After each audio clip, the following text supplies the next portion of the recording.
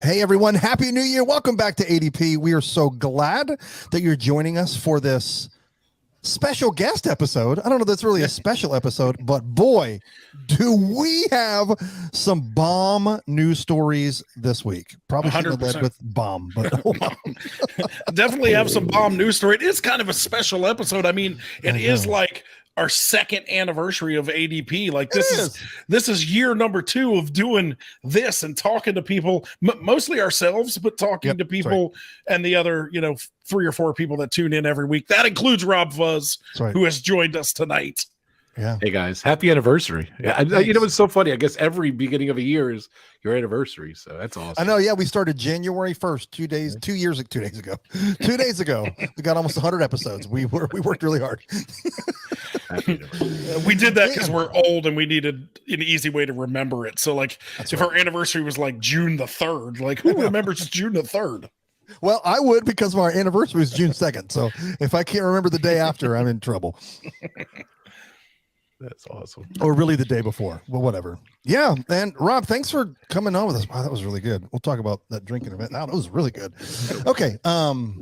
Second anniversary, 2 years. Guys, in all seriousness, thanks if you've been on this journey with us the whole time. If you haven't, thanks for jumping into the deep end of the pool and just going with it. RobFuz is back. Rob, thank you, brother. Thank you, man. Thank you for your support and everything. You're awesome. You always support me too. So I love supporting you guys. So it's good to be back. And again, when you reached out and said, "Hey, man, anytime you want to come on," I was like, "Yes, please, yes, all the time." Every week. You want to just be the third member, Rob? That's right. You never know. The trifecta. Okay, man, there's so much news. I really just want to jump in, but Rob, I want to take the time to really talk about. It's been a long time since I've been to a Disney park. As a matter of fact, it was literally the first day of the 50th anniversary. And I have not been back since. And even though you're the king of retro, because you've gone a couple of times in the past couple of years, you have got some updated videos on your channel. And I know you've been on here a few times, but please introduce yourself.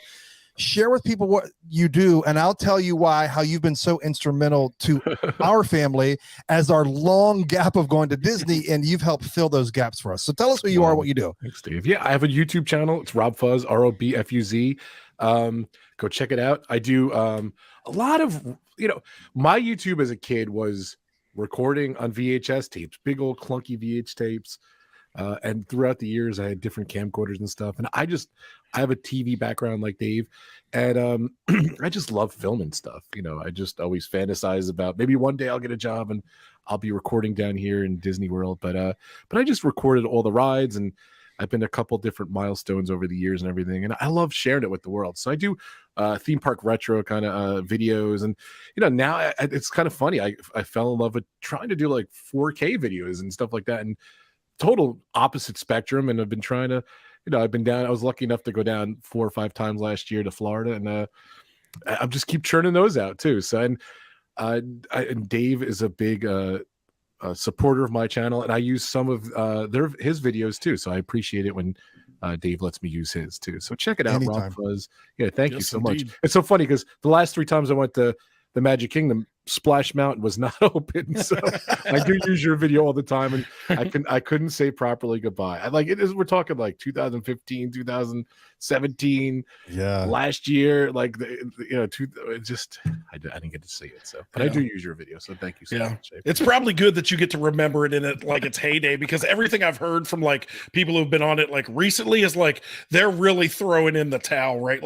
Animatronics are broken and animatronics are missing. It's half or a quarter of the real Splash Mountain now. So I'm kind of debating on whether or not to go try to jump on it one more time. Am I going to buy Genie Plus to get on it one more time, being that it's my favorite attraction? You have to. But I want to remember it it's you go see a family member that used to be young and vibrant. You don't want to see them all broken down. That's kind of how I feel about Splash Mountain, but there's that sentimental piece tugging at me. So I might have to spend the $20 or whatever it is for one. Do it. 2. Oh, Okay. You're in the video Dave shot. So every time I watch it, I see you Brandon every time. So. Did you get my permission to put me in that Poor video, guy. Dave? Of course I course did not. Too funny. Well, Rob, I was not kidding when I said that this big gap. This is one of the longest gaps since this Disney fandom. Like even when the Palms didn't live there, like we would go like at least once a year or something. Yeah. And so this has been a huge gap for us. And like your channel definitely helps fill that and make it feel like more like home. And of course, like I still love seeing all the old stuff. Speaking of the old stuff, Horizons this week just celebrated their, like, it closed like January something of 1999. So it just reached its however many years that is of being closed. So not a funny anniversary, but it was an anniversary. I have 4 versions of Horizons, so I put them all together and I just tweeted out, hey, let's celebrate the closing of Horizons. Yeah. Again, I saw someone had on Twitter, they had like the Horizons demolition party hat or something like that. I'm like, what is that? I might have to get that. I don't know. Wow. Well, That's legit, man. It's legit. It's like a demise though. Like it's like, I know it's probably on eBay. Everything's on eBay. Like Brandon said, it's like, let's just leave the memories there. And it's like That's right. seeing someone grow old or whatever. But That's right. Oh man. Well, thanks. I say we jump in. Yeah, let's do it. And really, there's nothing special that I thought like topic wise we could talk about, because like I said, the amazing amount of news that has dropped in the last, I don't know, 72 hours or so, a little bit longer than that. So we are just going to focus on brews and news. And this week, Brandon, what are you partaking in for your adult beverage? I think last time I did this too, but I went cheap again. Like having a kid is like so expensive, and like formula's like gold. So like I can only afford Bud Light. Like the fancy IPAs and stuff that cost too much. So I'm going straight aluminum can, like college style Bud Light lager. Is it a lager? I don't even know. I think it's a lager. Yeah. I'm going to see you in February. I'm going to bring you a gift card for IPAs. I don't know if that's a thing, but I'll print it out and be like, gift card from Dave, your choice of IPAs, $50 worth. Here you go. Oh, it's so beautiful. What about you, Rob? What are you throwing down? So, I might have had this last time too, but it's actually kind of local to me. Maybe it's like a 3-hour drive, but Yingling lager, here it is, right here. I do love a Yingling. I love me some Yingling. I did go to the brewery. It's an amazing brewery. They're just old school, and I went like 20 years ago, but they used to buy like old kegs, and they used to have the vat in the mountain where it was like a certain temperature and everything. And I actually got to meet Dick Yingling, which was awesome. So oh my gosh! Sat at the bar and everything. So he poured me a drink, so it's just pretty cool. Nice. I used to work for a beer distributor, so I used to get all the free Yingling I wanted. But I do love me some Yingling. That stuff is not bad. That stuff is good. It's great with chicken wings. It's my beer of choice for chicken wings. Yes. Listen to that sound. If you're listening to headphones, I hope you heard that. So. Yes. Okay, so I went with localish, the Swilled Dog. It is their winter ale. It's kind of light and peary, not like pairing of things, but pear, like the fruit. Wait, hold that up again. There you go. If you're watching the video, let me see that again. Hold that up.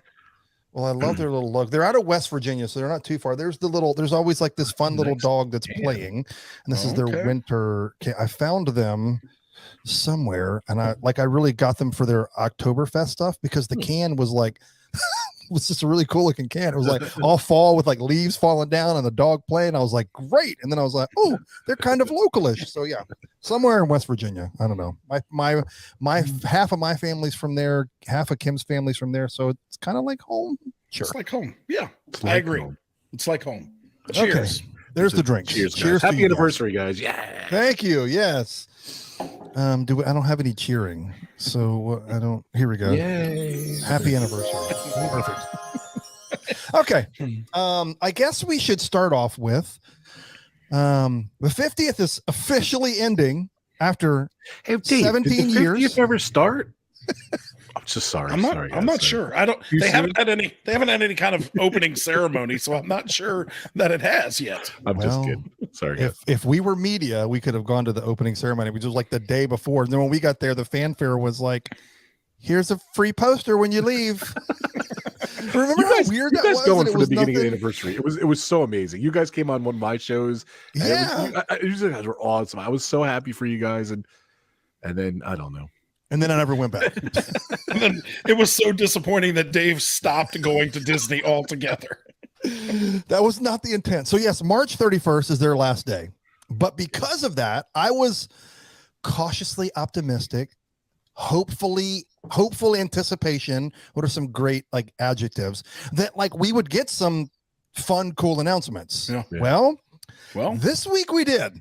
We got we did indeed a lot, and some Disney World specific stuff, some Disneyland specific stuff that I didn't really put in the notes because we don't go to Disneyland. We really focus on Disney World. Not that but there's some good changes either way. But I guess we'll kick off with our favorite pun. And Brandon, Tron Light Cycle Run is officially going to open April 4th of 2023.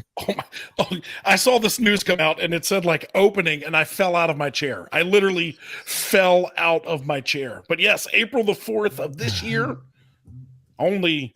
And I think this means that, like, Dave, I think we will officially have to retire our Tron Light Cycle Run build countdown. So by the time it opens, here we go, on April the 4th, it will have taken 1,875 days. Is that real? That is. It was. They broke ground on February 14th, 2018. And it opens April 4th, 2023. I was joking with Dave on the way. I was like, the royal family has had 14 children in the time that it's taken Tron to be built. But yes, 1,875 days, our countdown will end. Okay, let's zoom out on this a little bit. One, I know we have jokingly said this multiple times, but I will ask just to make sure that I haven't dreamed this all up. This is a ride that they actually already have the footprint for because they've made it somewhere else, right? Yes. Yeah, absolutely. Okay. 1,875 days? 1,875. Roger. Okay.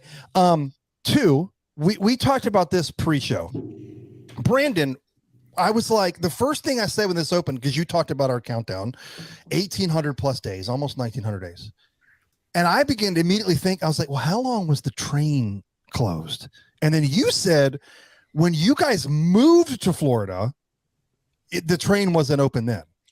Yeah. And that's been like 10 years, right? Yeah, it seems like it's 10 years. We moved here July of 2018 and the train was closed. So until the train opened 3 weeks ago or whatever that was right before the holidays, the train had never been open. And that seemed like it was like closed for 25 years. And Tron still took longer than that.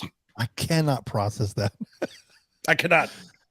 Holy cow. And the comedy of it all, the comedy error in mind thing is like, I don't know if this was said. I'd have to go back and watch like all of the 50th anniversary announcements early on, but I'm pretty sure it was the Walt Disney Company's original intention to open Tron. It would coincide with the launch of the 50th anniversary, and they're going to miss it by like 4 days. Why didn't they just have it open the day before so they could say, shoo, we did it. We did it. That's so funny to me. Rob, what do you think? I know we had a pandemic in there, all joking aside.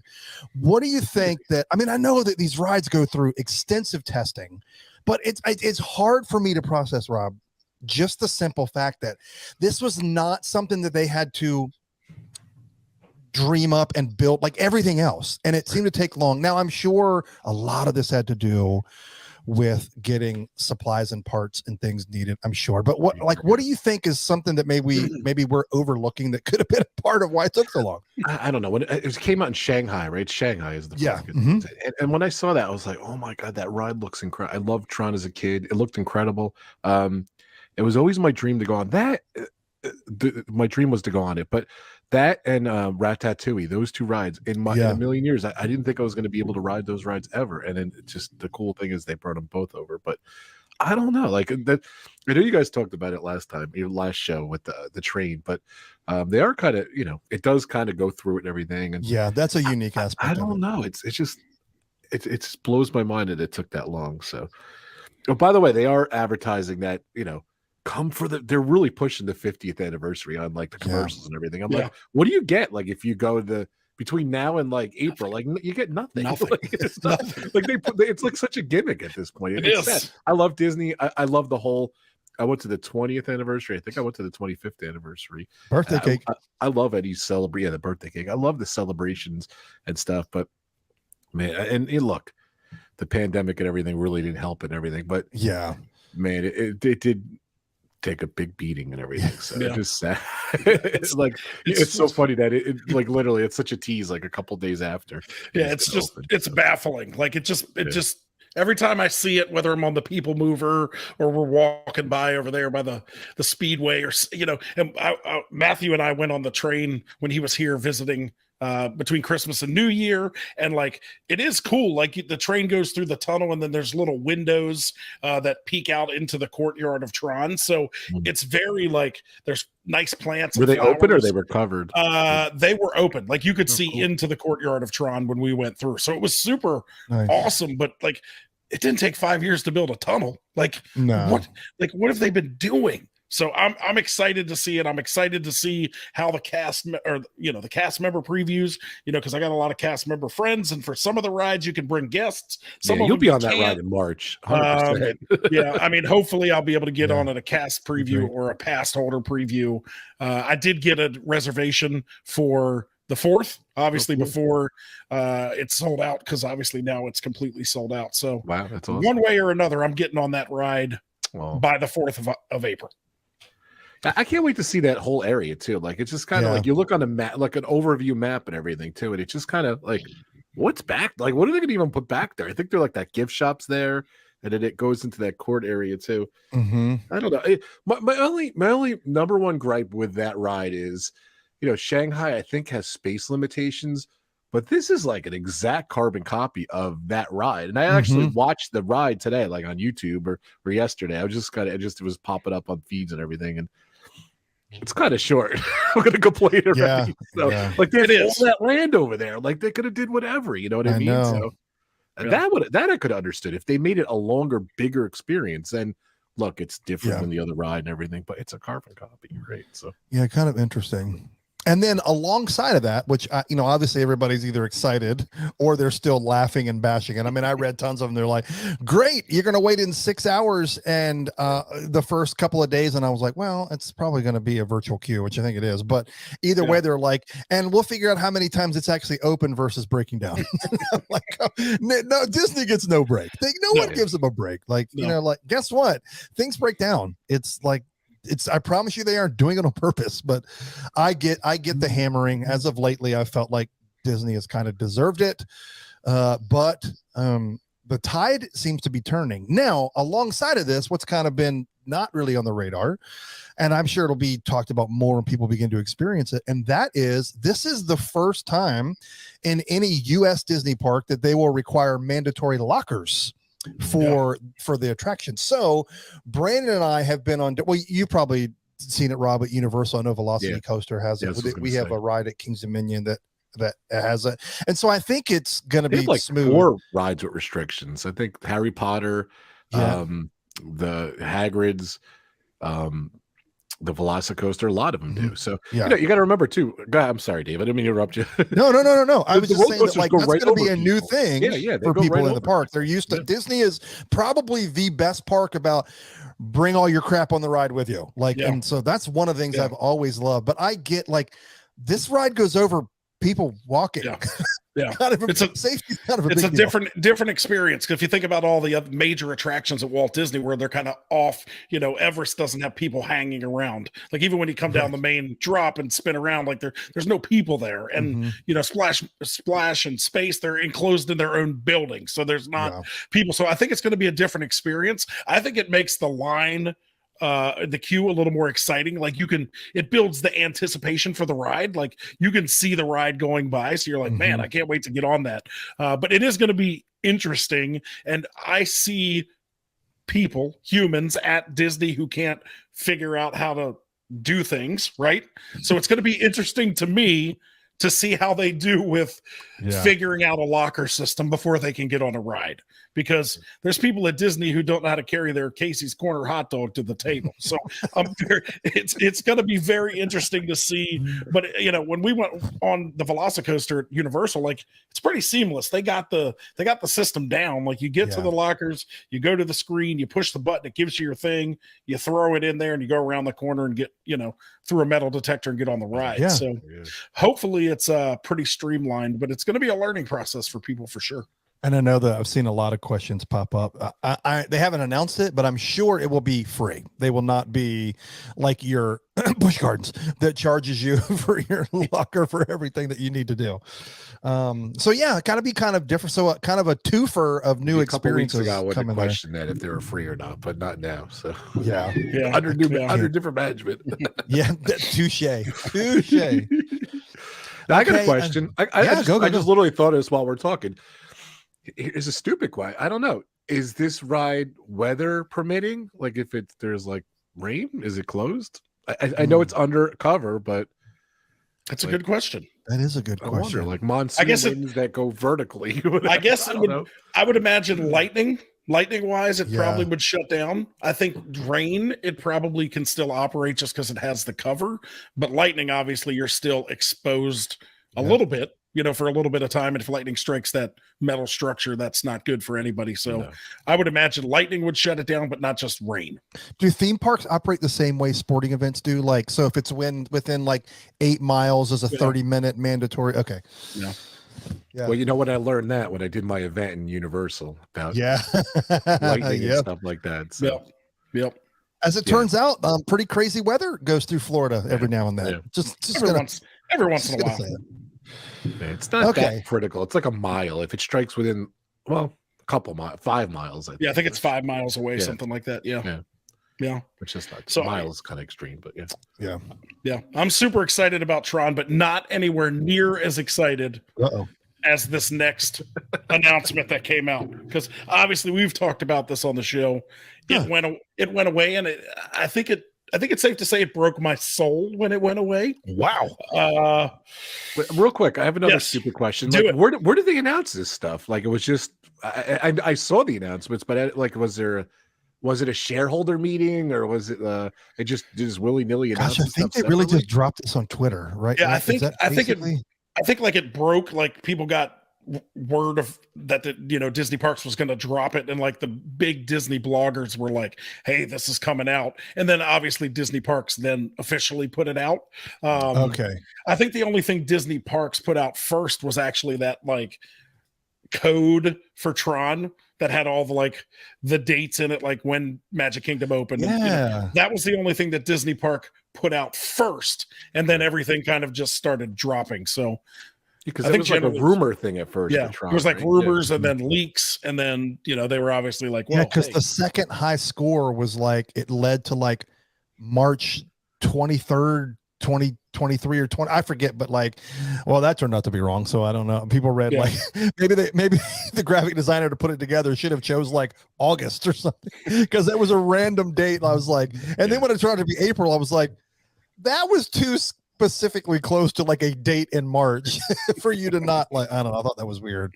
Like that. And what a perfect opportunity to put that Easter egg there like that, and they failed. Yeah, and the way it broke down, like the actual date was like in a CLU, but that was split up throughout the whole 10 lines of stuff. And so like the C was April, the L was the 4th of April, and then the U was like 2023. So some person who has a hell of a lot more time than I do figured that out. So they were good at math and science. Are you guys surprised it's coming out April in the date it is? I was thinking June. Like I thought it was going to be Memorial Day, because anytime Disney says spring of whatever year, just like with Guardians, I mean, you're looking at Memorial Day. So I'm like we talked about earlier, like April 4th seems random. Why didn't you open like a week earlier just to fit it in the 50th? And then, or why didn't you wait until Memorial Day? So April 4th seems very weird to me. I don't know if that starts like their next quarter. Maybe that's why that date is something. But yeah, it was very random.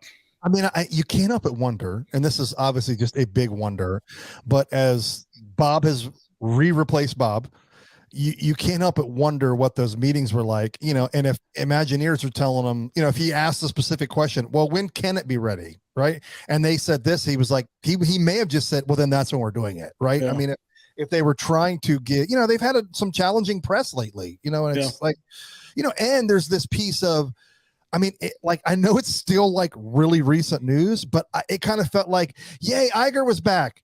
And that was what we celebrated for a while. There were like no changes, no announcements. It's like, he's back. Like, and I know it takes time and meetings and personnel and suits all have to get into a room and then they have to figure out scheduling and staffing. Like, I get all that, but it was just, I was kind of like, oh, like, okay. People got really excited for not a lot of movement. So I wonder, but I'm going to point some fingers here in a little while when we get to some later stories about where they had the opportunity to kind of move quickly with some things and didn't. But I don't want to be a hood ornament, so we'll leave it there. But Brandon, you were talking about something you were that what did it say? It stripped you of your soul? Yeah. When it went away, obviously it stripped me of my soul. We know what a huge fan of nighttime spectaculars I am. And the thing that made me more excited than Tron, because obviously Tron, it's going to be awesome. It exists in the world, but April the 3rd, the day before Tron, the beloved, I dare say beloved, Happily Ever After fireworks show is returning to the Magic Kingdom. Oh my gosh.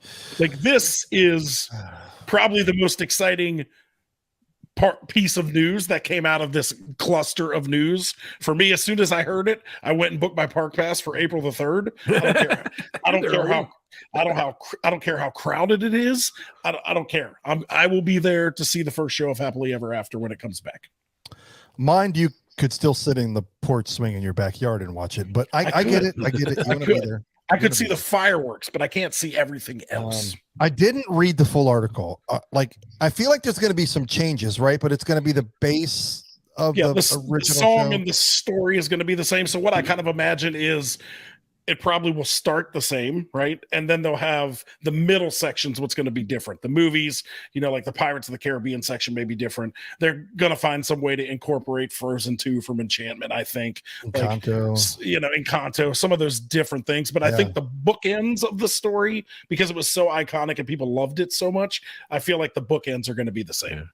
And I think I read that the projections on Main Street's going to be changed up, they said. Yeah. So, will they include some of that? Yeah, I think they're going to do the Main Street product. They're going to keep that from Enchantment, which is probably the only cool thing that came from Enchantment.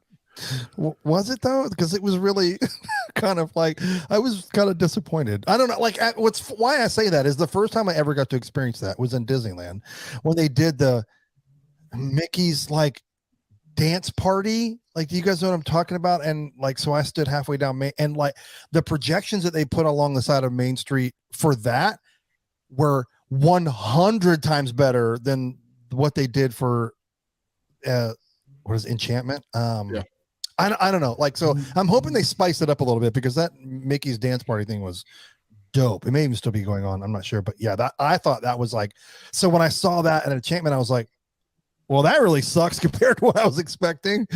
You know, like, I mean, I think at one point, Brandon, you said it's not even worth, like, just go stand like you normally do in the hub. It's not even worth standing halfway down Main Street to see it. Yeah. I mean, it was okay to see sometime at one time, but I mean, I wouldn't be like, I got to see the Main Street. It didn't feel engrossing and all encompassing. Like, this is where you need to be to experience all of it. Like, exactly. And I mean, you want your focus to be on the castle and the projections on the castle and the fireworks. Like, why do you want everyone to turn sideways and stare at the buildings that are a foot away from them?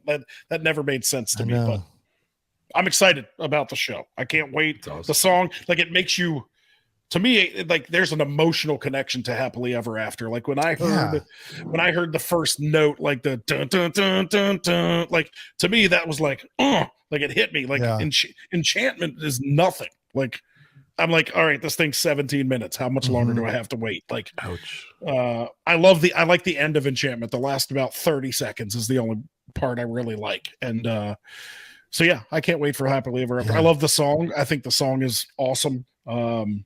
It's cool that Jordan Fisher was so like in to help and try to get it brought back.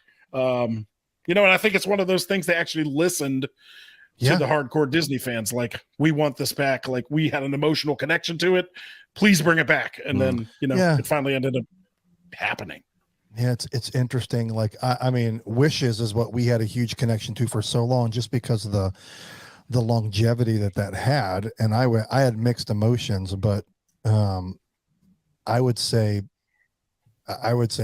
Happily Ever After had surpassed Wishes for me, which is crazy because, like, what was it, New Year's Eve, New Year's Day, something like Disneyland Paris did Wishes. Yeah. Like, it's crazy. So like, I'm glad that it's still kind of floating around, but yeah, of all of the things, you know, you get excited, right? I mean, it was the 50th, we were there, this brand new show debuting, and it was a monster letdown. Like, I gotta say, unfortunately. but you know, to some people, that's the only one they ever saw and ever know, and that could be their love, and they could be devastated. But it's okay to be wrong. Well, it's funny that you talk about Happily Ever After coming back, because multiple shows like Nighttime Spectaculars launched with the start of the 50th anniversary. And the other one came with pretty high marks from a lot of online personalities, just regular Disney and park attendees, and that is Harmonious, and that is now gone. Now, it's easy to understand why. Gone. So yeah, so that is I guess March 31st is the last show. Like, I haven't found anything solid. I just said with the coinciding with the end of the 50th, so I'm guessing that's the last show. I'm thankful that we have that Disney Live special. I mean, Disney Plus Live special, because to me, this is right up there. Not an emotional level, but as far as like impact and excitement and enjoyment, to me mirrors Happily Ever After. That may be a bold statement, but it's hard to disagree with people about what they think about the lagoon in the daytime. Yeah, I understand barges. The why. I understand the why, but I think it is. Obviously, Disney's not going to tell you why, but in all of the renderings and in all of the, I mean, when they did what was the Epcot experience that was in like that ran forever? Yeah, it clearly showed that water was supposed to be coming during the day. They were water features, and that, like, they did it like 4 or 5 times, like in all of. I think that would have made a tremendous difference of helping that stuff kind of disappear, or it became a daytime attraction. And I don't know why that didn't come to fruition. I'm guessing it was something didn't work as it was supposed to, right? I mean, that's the only thing. Or maybe it was just, wow, we realized that it cost $87 million a day to make that. I don't know. They're never going to tell us why, or maybe we'll find out in 20 years. But like, that's clearly the why behind it. And people are happy, and I get it, but I just think that show was dynamic. And the fact that Epcot Forever is temporarily replacing it, oh my gosh. That show, like, okay, I'm not going to hold. That show is horrific. It is so, like, the best part was the jet skis, and I don't even know, is that coming back? I don't even know. I mean, you got to get those barges moved out of the lagoon. Like, it's pitch black, like running full speed on a jet ski into the side of a Stargate. It's not going to be good for anybody. Well, maybe they'll teleport to somewhere. Rob, what do you think? I mean, you saw the show. I mean, it's mind blowing to me. Incredible music, incredible artistry. I think you even filmed it, and you, like, the day before, like, you sent it to me, and I watched it. And I'll be honest with you, I never was a huge fan of Harmonious, like, on video. But I went down in June, and I was with Corey Meets World, great YouTuber. He's like, we're gonna stay for Harmonious. He was live streaming. He's like, whatever you saw on YouTube, like, you have to see it in person. I really appreciate it. And he was 1,000% right. When I saw it in person, I was blown away. So you're not gonna miss it. You know, the barges. I think the thing behind the barges and not I'm kind of on Twitter while we were talking here looking for more stuff. But someone did post the daytime waterfalls and everything. I think it was just so hated that maybe they said, let's not bring attention to the thing that everyone hates in the lagoon. Maybe that's why they didn't do the fountains. But I don't know. miss it. What is going to be eventually replaced? What are they going to? I know the rumor is, or maybe it's a fact. I don't. The rumor is something like a whole new show for the whole new show. Yeah, yeah.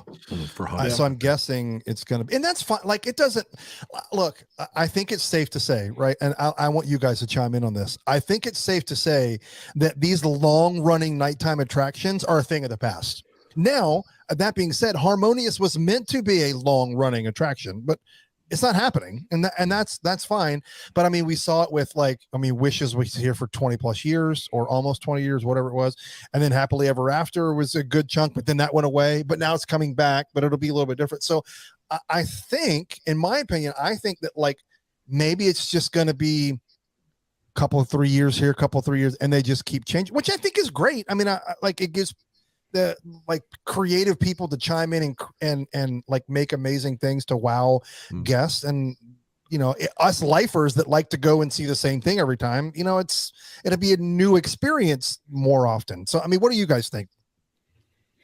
Yeah, I mean, going back to what Rob said about, and you guys were talking about the barges, like I may be in the minority here, but my day at Epcot was not made or broken by the fact that there was stuff in the middle of the lagoon. Like right. That didn't bother me. I didn't say, oh man, this World Showcase is awesome, but it would be super awesome if that thing wasn't sitting out there. So I thought the show 40 years without it.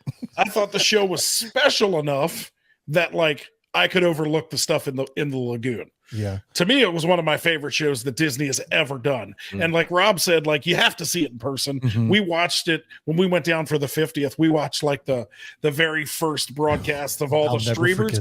And we sat in the room at Pop Century and we destroyed the show. Absolutely. We said, this looks like the worst thing that I have ever seen. And we went and saw it the next night in person, and it was unbelievable. So I'm super sad that it's going away, but I agree with you. I think especially at Epcot, the long running 5-6 year shows, they're going to be a thing of the past. They're not going to bring big set pieces in anymore. They're going to do something that can be switched out depending on what they're celebrating, because Disney's always celebrating something, whether it's the 100th, then it'll be the X amount of years for Epcot that they'll come up with a new show. So 50. I think especially at Epcot, Magic Kingdom's more, it's easier to put a long running show at Magic Kingdom because that's associated with the Magic Kingdom, right? Yeah. At Epcot, the culture is always changing. So it's easy to switch up the show and make it something different. So I think, we'll get this new thing for the 100th. And then after that's over, we'll pivot to something else after that. Yeah. I like change. I'm not upset with it. Maybe we haven't seen the end of the barges. Maybe they'll retire them, or they'll modify them, or change them, or something. I don't know. I love. I was thinking back that they had the daytime show. That was kind of cool with the flying. I don't know, Mickey's flying around on these little planes and everything. That was kind of cool. Daytime fireworks. Come on, that was nice. Crazy. Maybe they'll bring kite tails for the daytime. Oh, you said the K word. Jeez. Wow. They had the blobes around the lagoon. Who knows what they'll do? I'd love to see, more of a what they do in California Adventure, that kind of the World of Color show there. That would be that's what I was hoping that it would be. Or bringing maybe drones or something into Epcot. Drones is so big in Disneyland Paris. I would love to see a drone show. I know, like that. That's coming for their 30th, isn't it? Yeah. They're doing something special for that. Yeah, definitely. But I don't know. My welcome change. Like I said, the show was great. I loved seeing it in person more than. And I remember it was funny, Brandon. You brought that up, but I specifically remember Dave telling me how much you guys bashed it that night. It's funny that you brought it up. Yeah, we destroyed that show. Like we were like, this is going to be the most horrible thing ever, and it was amazing. So my mind was blown. But like one thing that you don't have with a lot of other shows is it will potentially, until they pull it, forever be on Disney Plus. So if you don't have it, you can see it there. That's about. I mean, that's better than being there because all the musicians and the singers I didn't love were that live. special. You didn't like it, Rob? I just wish it was the show. I just I don't know. They didn't really show much of the show. They showed more of the musicians. And I felt, but that's me. But it's that's fair. That is fair. That is a fair observation. That's right. Okay, so kind of the big three. So they really announced some resort specific things. Well, like Disneyland Resort and Walt Disney World Resort encompassing.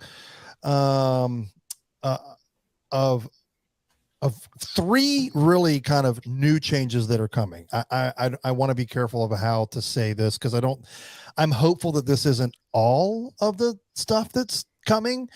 We're not going to really focus on Disneyland, like I said, but Walt Disney World, Disney Parks panel or whatever, Disney Parks blog, put three on there just a couple days ago, maybe yesterday. And one of them has already happened. So we'll go through these in the order that they were on their site. And the title of the article was 3 changes Walt Disney World is making to bring more value and flexibility to your visits. Okay. Number 1, on January 10th, which for us was yesterday, Disney re-added I don't know why I wrote that. Re-added complimentary parking of your personal vehicle to all Walt Disney World resorts. Like, this is a magical moment. I mean, I say that with sarcasm. This 100% was a cash grab. 100%. 100%. I think somebody who stayed at a lot of value resorts specifically, those parking lots are gargantuan, and even when they were busy there was hundreds of empty spots. Yeah. And I think this also comes with an asterisk, right? Because it sounds good. It's like a feel good thing. It's part of the magic. Like, obviously, if you drive to Disney, okay, I don't have to stay to park. But to me, it just feels like they're going to increase the nightly price of the room and tell you that you get complimentary parking. Kind of just like they do. Resort fee. Yeah, it's going to be in your resort. I think just taking it away in name only makes the masses happy, right?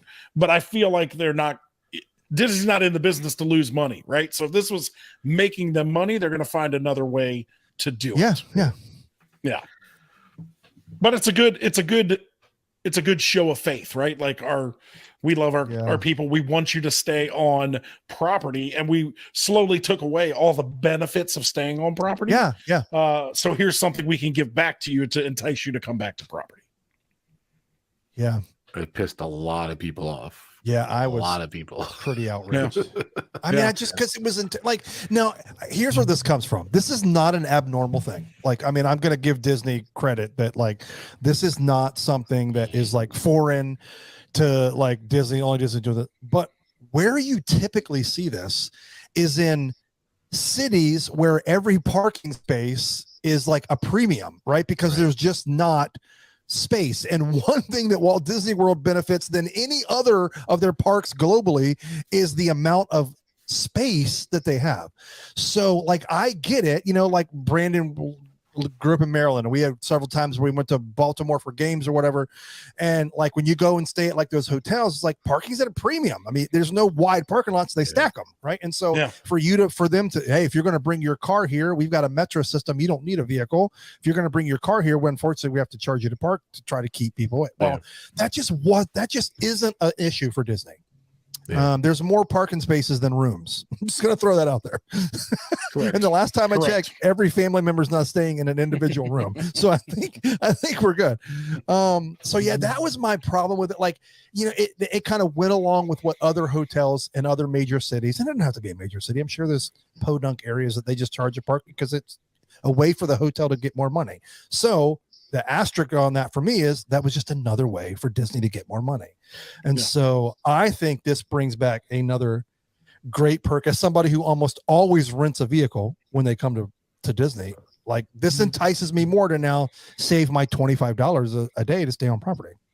Yeah. I bet you they're going to be like strict about showing like you're staying at a hotel, like a pass or something, or like a bus pass, or like I always like someone just doesn't park in a resort, take the bus and save that $25. That's what we were talking about. I like, bet you're gonna be are they going to be a little more strict? Like, hey, I'm going to visit a friend at this hotel, and usually they're like, okay, just come in and park, whatever. Are they going to be more? Now, they weren't really that strict about it before COVID, aside from the holiday times or the spring break times. So hopefully they're not, but I could, the monorail resorts and things like that, I could see it still being a bit of a problem to park there. But yeah, it always rubbed me the wrong way. We went there on vacation. We lived here and we met our friends and went and stayed on property like 8 minutes away from my house, and I had to pay $15 a night to park my car there. Crazy. So like it rubbed me the wrong way. So I mean, staycation, and I have to pay to park I could have left it in my driveway and Ubered there and met them. Exactly. Like so it's a good thing. It's a good thing. It's a goodwill to the people. Yeah, we'll see how it goes. We'll see. This next one, I'm super excited about when I get the opportunity to have this again. But I think this is a big deal. I think this is a huge step in the right direction. I'm hoping it's a first step and we grow from this. But number two, annual pass holders will be able to enter parks after 2 p.m. on weekdays. So first asterisk, but no reservations. That's with no reservations. Yeah, with no. Sorry, you don't have that. Forgot the keyword. And pass holders can come to the park. Woohoo! I think this is huge. Like Brandon, you were immediately the person that I thought of, because 100%. How many times do you have friends that come and visit you, and on a weeknight after work, you just can't skedaddle on over there? It's a nightmare, and because all your friends are coming when the parks are packed, aka summertime, spring breaks, fall breaks, whatever, and you couldn't get in as a pass holder. Now that's relevant for you on a weeknight, which I think is great. That I'm sure that will entice you guys to go even 100%. more, because there's no more stupid headache of trying to figure that out. Yeah, I mean 100%. I mean, before the whole reservation system, there was nothing better than 4 o'clock. I would text Kristen and be like, "Hey, you want to go to Animal Kingdom tonight?" Sure. Yeah.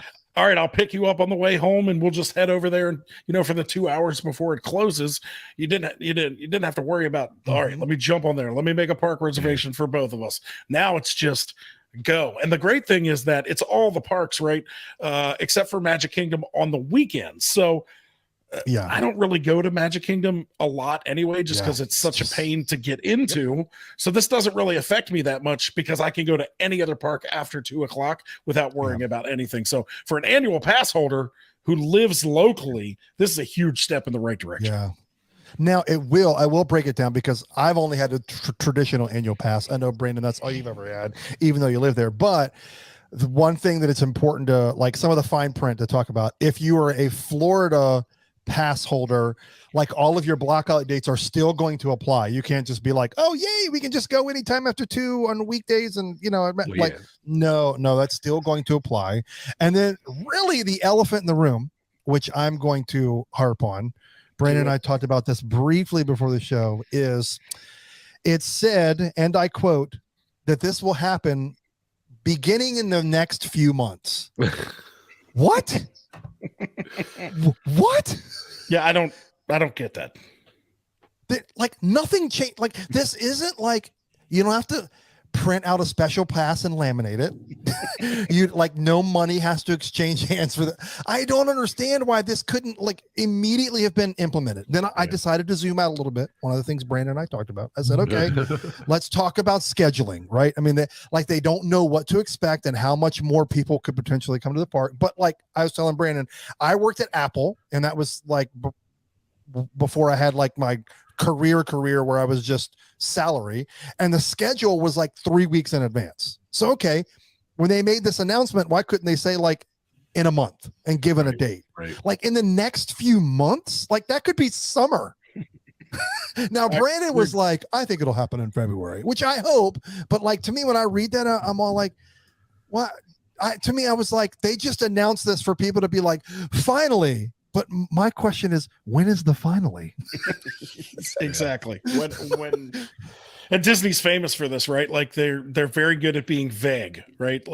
They get excited, they get people excited about vagueness. We saw it at D23, all these whiteboard ideas and blue sky ideas, and everyone went crazy for them, but it was just nothing but vagueness. Yeah. So Disney is masterful at this. We talked about, I think it's going to be sooner rather than later. Like we said, it doesn't involve inventing a whole new IT system. It doesn't you just say it starts today.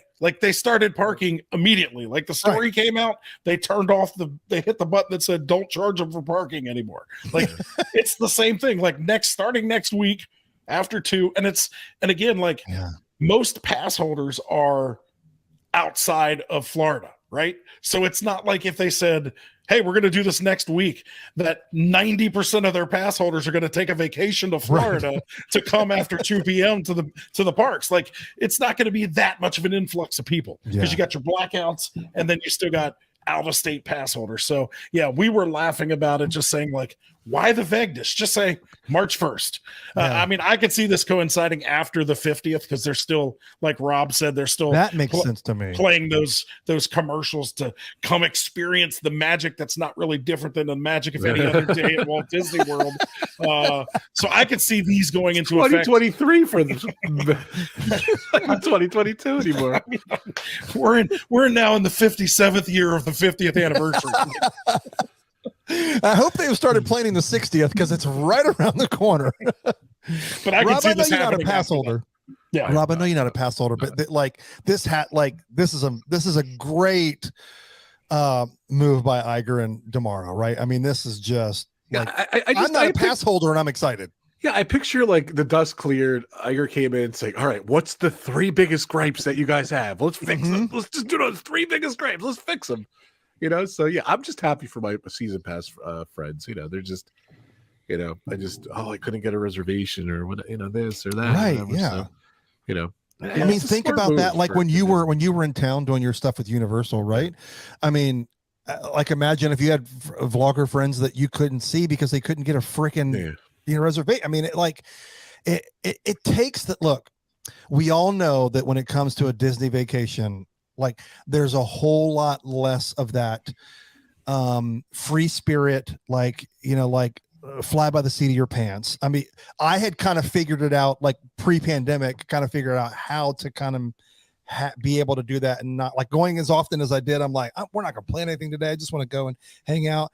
Well, now with like Genie Plus and paid this and new apps and no park, like it's so much like you have to play. There's no more spontaneity, at least not to the level that it was. I mean, certainly in the park, you know, once you go through all your Genie Plus and the next one's not for another 4.5 hours, you obviously got to figure out how to fill your time somewhere. But I'm just thankful that, because in my opinion, I think this is a step in the right direction. Like this is step 1 of getting rid of that 2 o'clock and opening up to everybody somewhere down the road, right? You have to believe that this is the first one of, okay, we're going to begin to relax all of these pandemic, you know, policies that were here. Yeah.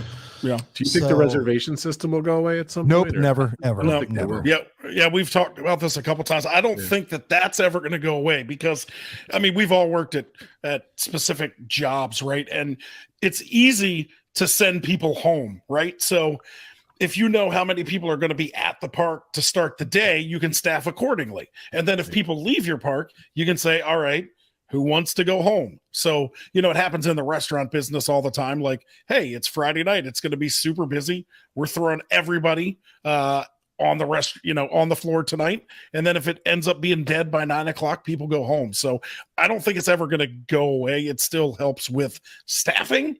And they still need to know at the beginning of the day what the plan is as far as guests and employees. But yeah, I mean, it's really, aside from the popular times when a new attraction comes out or a holiday, like it's not hard to get a reservation. It's just, I wish they would make it less cumbersome. Like now in the app, you go in the app, you click make a park reservation, it kicks you out to the web. Then you got to sign into the web and then you got to make it, like, it's still very clunky. That's the only gripe that I have about it. So I don't think it's going anywhere, but it's going to be less and less important to the guest.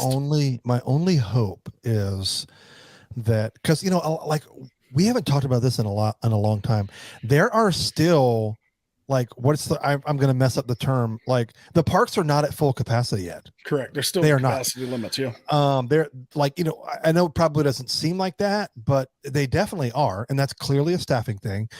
But 2, my hope is when all of these things get like, I don't know, 5 years from now, when the parks are, I'll throw up air quotes, to as normal as they can be at pre-pandemic. I think that it's hopefully just going to be, you have to make a reservation, but it's not like you're not going to run into the issue of, the park is full, except for like these special occasions, like you talked about, new attractions, holidays, right? Or holiday week. I'm hopeful that because that will just what it should be is say, hey, I'm coming today, Disney. That's where it needs to get to. Right now, it's not, hey, I want to come this day and I hope I can get in. It needs to transition to, I'm letting you know I'm showing up this day, which I don't have a problem with. But, you know, I mean, like right now, if you are an annual pass holder, and Brandon, I saw that you did, April 4th is full for Magic Kingdom. You cannot. So if you have not made a reservation for April 4th to try to get in there to try to do Tron, you're not getting in. It's full. It's at capacity for pass holders. So that is worth kind of talking. So that's what my hope is. But again, I don't think it's going away because it gives too much measurable information to businesses like Disney. And two, I'm cautiously optimistic for the next 3 years to see where we're at in 36 months, and hopefully that gets relaxed. Okay, long in the tooth. Oh, gosh, we're going to go over an hour. Number three. This one is kind of. No, I'm going to say what it is. This one's great. I think this is. I'm just going to say it. So if you purchase Genie Plus, you will receive ride photos at no additional charge. I think this is a huge win, right? Because what is the cost now for the additional charge for photos? Well, if you want to get the memory maker, it's what, $100, 199 maybe? Yeah, something like that. It's something crazy.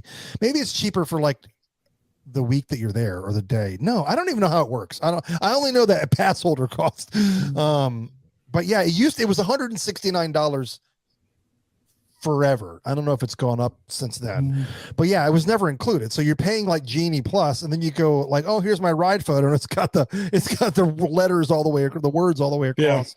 And so now if you pay for a Genie Plus for that specific attraction, you will get your ride photo. Oh, it's just for the attraction. Okay. Yeah. So I think this is great, but again, I'm going to give them a little bit more leniency on this one. But again, the fine print, beginning in the next few months. Now, I will say there has to be a little bit of code changes for this, right? Because they have to know who. So somebody has to manually go in and change that. And so, but again, it's probably a couple of lines of code, and voila, we're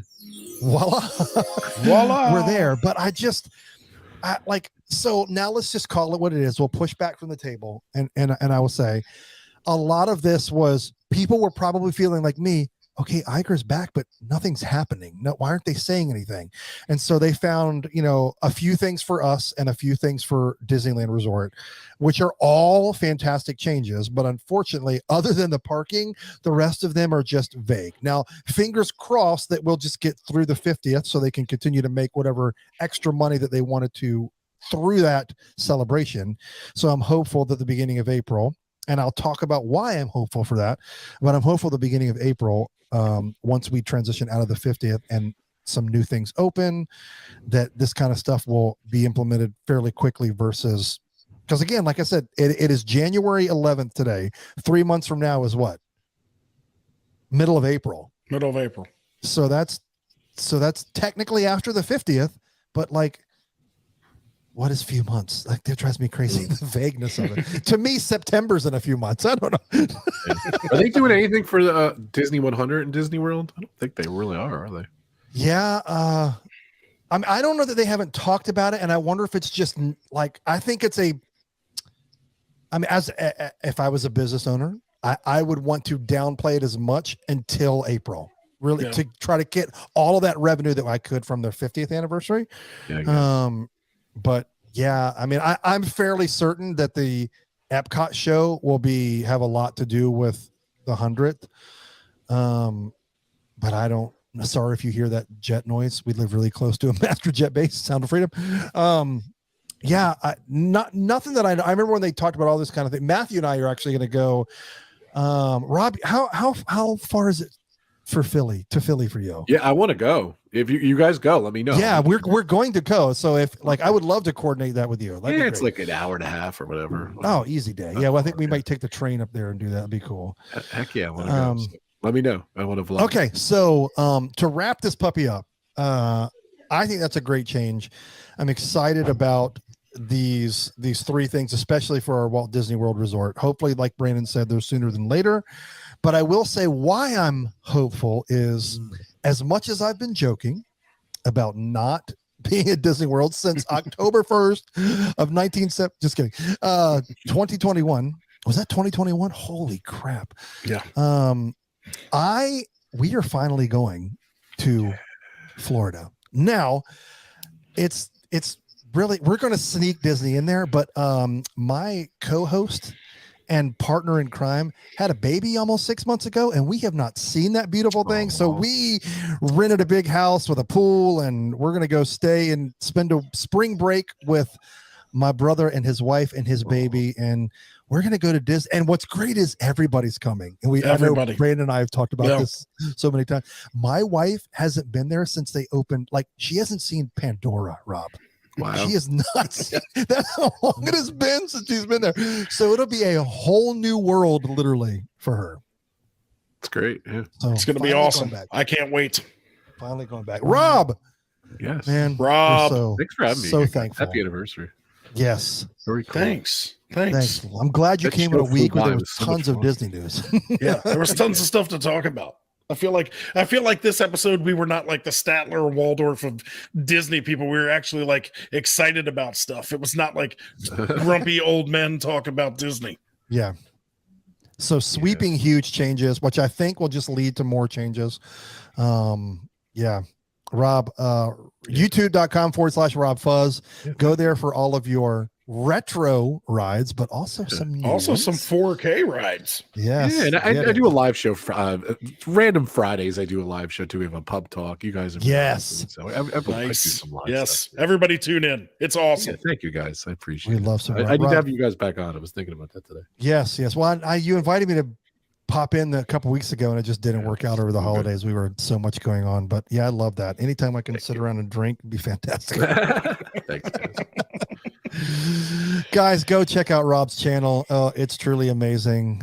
We'll be on January 29th. We'll be on Pete McDevitt's show, which is the spicier version where they ask all of these. I was on it twice, so the second time wasn't. What's a good way to explain it? Adult-oriented questions. It's not language. It's not profanity, but it's definitely 18 and up. It's the hot seat. Yeah, like it. Can't wait. That's gonna be. I think that's the 29th. We'll send everybody the link and remind them of when we'll do that. But if you don't know Pete, youtube.com/Pete McDevitt, you gotta it's great. He is a huge supporter of all things Disney, all like especially on YouTube, Disney creators. Yeah, definitely. Rob, thank you for joining us. Guys. Thanks for squeezing us in, Rob. It's been quiet. It was really quiet the first week, and all of a sudden, it got crazy this week. So I've just been slammed. So, but thank you so much, guys. I want to come back more if I can. So yeah, please, we'd love to be anytime. Thank you, guys. You add so much. You add a calm, collective experience to our show. He's like, these idiots are ranting, and then Rob's like, I think all these are good changes. Yes, like, do these guys even like Disney? Okay. All right. Thank you again, brother. Thanks, guys. All right. We'll talk to you soon. Bicycle. Peace.